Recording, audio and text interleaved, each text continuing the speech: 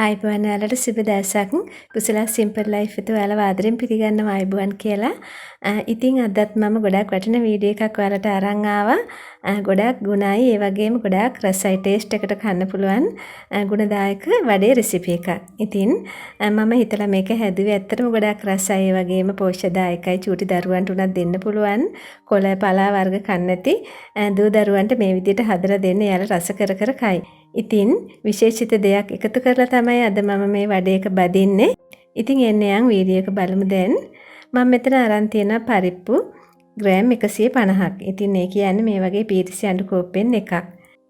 ඉතින් පුරවල එකක් ග්‍රෑම් 150යි මම පරිප්පු ටික සෝදගෙන ආවා හොඳට 3 සැරයක් විතර සෝද ගන්න ඕනේ.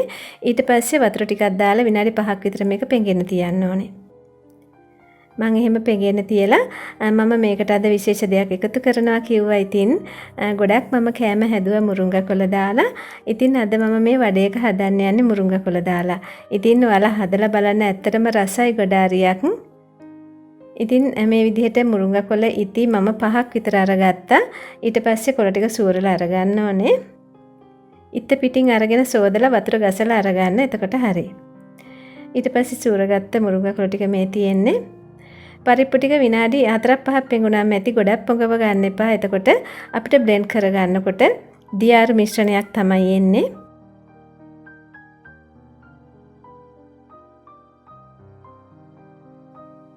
ඊට පස්සේ පරිප්පු ටිකේ වතුර බේරගත්තා මම. ඉස්සෙල්ලාම මුරුංගා කොළ ටික තමයි මම අඩියටම දාගන්නේ. එහෙම දාගන්න. මොකද මුරුංගා කොළ නිකන් දැම්මොත් එහෙම මේක අපිට අතින් ගුලි කරගන්න අමාරු වෙන හින්දා මුරුංගා කොළ ටිකත් එක්කම බ්ලෙන්ඩ් කරගන්න ඕනේ.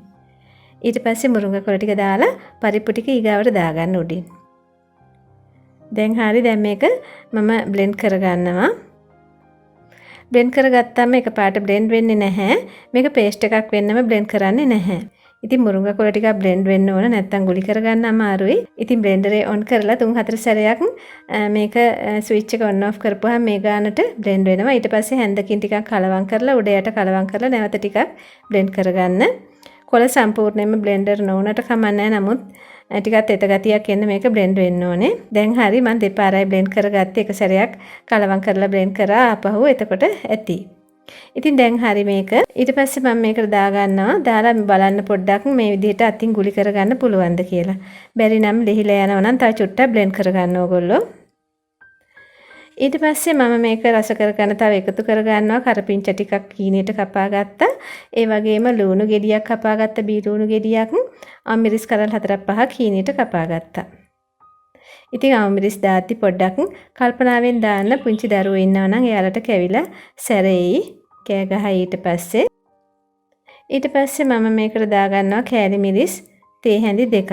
ඒක ඔයාලා සැර අඩු වැඩි කරගන්න. සාමාන්‍ය ප්‍රමාණයේ සැරට තමයි මම මේ හදන්නේ. ඔයාලට මේක වැඩිපුර සැර ඕන නම් වැඩියෙන් දාගන්න. ඊට පස්සේ ලුණු කුඩු තේ හැඳක් විතර දාගත්තා. ගම්මිරිස් කුඩු තේ හැඳි භාගයක් විතර දාගත්තා. දැන් හරි. දැන් මේක හොඳට කලවම් කරගන්න ඕනේ. මේ විදිහට අතින් අනා ගන්න හොඳට. ඔයාලට මේක අනනකොට තේරෙනවා ගුලියක් හදාගන්න පුළුවන් කියලා. ඉතින් ඒ විදිහට තමයි මේ මිශ්‍රණය හදාගන්න ඕනේ.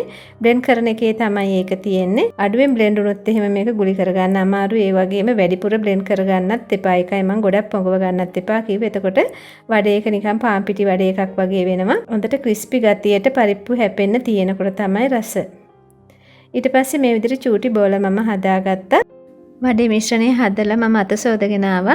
අත සෝදගෙන ආවිලා පොල්තේ චුට්ටක් අතේ ගාගත්තා. එතකොට අපිට මේ කතේ ඇලෙන්නේ නැති වෙන්නේ මේ විදිහට බෝල හදාගන්න පුළුවන් ලේසියෙන්ම.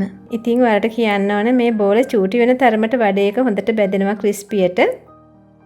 ටිකක් ලොකුවට හදන්න නැතුව මේ ප්‍රමාණයට වගේ හරි මීටවත් වඩා පොඩියට හදාගන්න. ඉතින් ඔයාලට මේක පුළුවන් තුනී කරලත් හදාගන්න. ගොපෝලයක් හදලා අපි අතටැස්ස කැවුම් හදනවා වගේ තුනී කරලා හදාගන්නත් පුළුවන්. එහෙම නැත්නම් මේ විදිහට චූටි චූටි බෝල හදාගන්නත් පුළුවන්. ඊට පස්සේ මම මේ විදිහට ඔක්කොම හදාගත්තා. දැන් තෙල් එකක් ලිපේ තියාගන්න ඕනේ. ඉතින් ඔයාලට මේක තාච්චියක වගේ බැද ගන්න පුළුවන්. ටිකක් තෙල් පිරිමැහෙනවා. එතකොට මට මේ ලිපේ තාච්චි තියන්න බැරි හින්දා මේ වගේ භාජනයක් අරගත්තේ. ඉතින් මේ වගේ එකක් ගත්තම අපිට ඉක්මනින් බැද ගන්න පුළුවන්. ගොඩක් එක සැරේ දාන්නත් පුළුවන්. ඉතින් මේ විදිහට මම දාගත්තා. තෙල් හොඳට රත් වෙනකොට දාගන්න. නැත්නම් අමු රස එනවා අමු තෙලට දාපුවම. ඊට පස්සේ දාලා මේක විනාඩි 4-5ක් බැදෙනකොට අනිත් පැත්ත හරව ගන්න ඕනේ. ඉක්මනින්ම හරවන්න යන්න එපා කැඩෙයි. මොකද මුරුංගා කොළ එහෙම දාලා තියෙන හින්දා කැඩෙන්න බලනවා ටිකක්. බැදෙනකොට තමයි අනිත් පැත්ත හරවන්න ඕනේ. ඊට පස්සේ අනිත් පැත්තත් හරවලා මේ විදිහට මේ ප්‍රමාණය එනකම් බැද ගන්න. පේනවනේ වලට ඒ වගේම බැදෙනකොට හොඳ සුවඳක් එනවා. ඉතින් මේ විදිහට මම බැදගත්තා. දැන් හරි මම ලිපෙන් අයින් කරගන්න. විනාඩි 6ක් 7ක් මේක බැද ගන්න. ලිපේ ගින්දර සැර වැඩි කරගන්න එපා. ඉක්මනින්ම වටේ කර වෙලා ඇතුළ අමු වෙයි. ඒ වගේම අඩු කරගන්නත් එපා. මොනවා හරි බදිනකොට ලිපේ ගින්දර සැර ගොඩාක් අඩු වුණොත් එහෙම තෙල් බීගෙන ඒක හරියට බැදෙන්නේ නැතුව යනවා. බදින ද්‍රව්‍යයේ තෙල් බී ගන්නවා ඇතුළට ගින්දර අඩු වුණොත් එහෙම. ඉතින් මේ විදිහට මම අනිත් ටිකක් දාගත්තා. මම දෙසලට මේක බැද ගන්න පුළුවන් වුණා. ඉතින් ඒ අතරේ මම අමිරිස් කරල් ටිකක් මැද්දෙන් පළලා ඒකට ලුණු ටිකක් එකතු කරලා වතුර චුට්ටකුත් දාලා කලවම් කරගන්නවා. ඉතින් මම බැද ගන්න යන්නේ අමිරිස් මේකට. වලට කඩේ රතු වියලි මිරිස් තියෙනවා නම් ඒවා බැද ගන්නත් පුළුවන්. ඉතින් අමිරිස් බැද්දාමත් ගොඩාක් රසයි. ඊට පස්සේ දෙවෙනි සැරේ දාපු ටිකක් දැන් බැදලා තියෙන්නේ මම මේක අයින් කරගත්තා. දැන් මිරිස් ටික දාලා බැද ගන්න. ඔයාලට මේක ක්‍රිස්පියට බැද ගන්නත් පුළුවන්, බාගෙට බැද ගන්නත් පුළුවන්. කොහොම බැද්දත් රසයි අමු මිරිස්.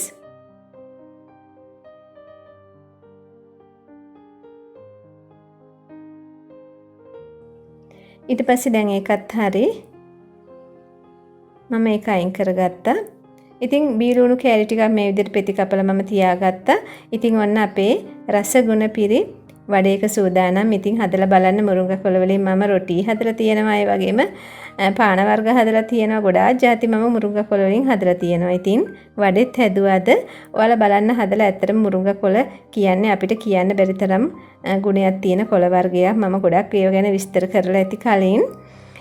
ඉතින් ඔයාලා වත්තේ අනිවාර්යයෙන් මුරුංගා පැලයක් හිටව ගන්න නැත්තම්. ඉතින් අපේ ශරීරයේ පෝෂණ ඌනතාවයන් ඇති වෙන්නේ නැහැ මුරුංගා කොළ නිතර ආහාරයට ගත්තම. ඉතින් දැන් නම් මට නොකා ඉන්න බෑ කන්නම හිතුණා. මම ඉඟුරු ප්ලේන්ටි එකකුත් හදාගත්තා. මම නම් දැන් වඩේ කාලා ප්ලේන්ටි බොනවා. ඉතින් වහින දවසකට ගොඩාක් වටිනවා මේ වගේ වඩේ ටිකක් හදාගෙන ප්ලේන්ටි එකකුත් හදාගත්තා නම්. ඉතින් වීඩියෝ එක වැදගත් කියලා හිතෙනවා නම් ලයික් එකක් දාන්න. ඒ වගේම අදහසකුත් ලියන්න. ඔයා තාම අලුත් එක්කෙනෙක් නම් මගේ channel එකට subscribe එකක් දාලා එකතු වෙන්න. ඉතින් ගොඩක් ස්තුතියි ඔයාලට මගේ වීඩියෝ එක නරඹුවට. ගිහින් එන්නම් මම කුසලා. නැවත යලිත් දවසක හමු වෙමු. සුබ දවසක්. නිරෝගී දිවියක් ඔයාලා සියලුම දෙනාට.